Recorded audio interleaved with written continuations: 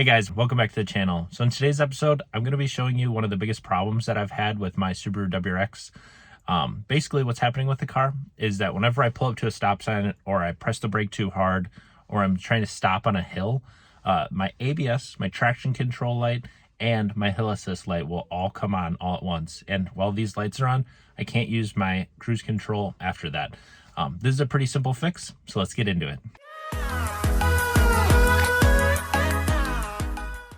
So this right here is the part that's going to save the day. This is how it sits in the car, and it sits right behind your brake pedal. This is a stop lamp sensor that goes behind your brake pedal.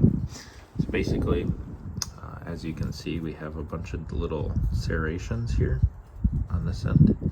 That way it is able to be adjusted in and out. So it'll sit in the car like this on a bracket around this face here, and then a clip will come on and clip onto here. And as you push your brake pedal, it's going to push this little sensor in, and it'll know when to brake electronically. So I believe this sensor is bad in the car, and that's why it will sometimes work and sometimes not. So let me show you underneath the dash where this is located, and we'll get this switched out really quick. So the part that we're going to be looking at is that gray, brown, and white sensor with the pink dot in the middle. As you can see, that is the bracket where the serrations are going to sit, and that just turns and slides in and out.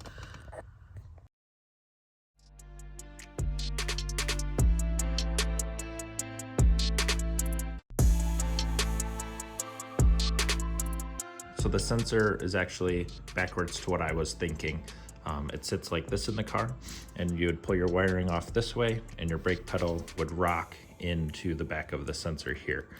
Now, how this works is these serrations are what hold the sensor actually in the bracket.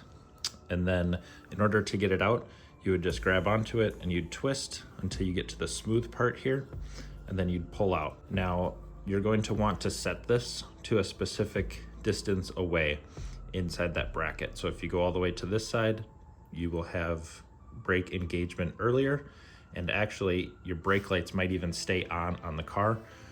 So you want to get a happy medium closer to the middle, and maybe even one closer to the front. You're just gonna have to play around with the adjustment. I know that mine is somewhere near the middle here.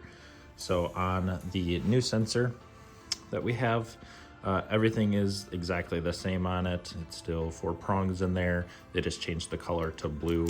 So let's go ahead and put this in the car, and I'll leave a model number in the description box below.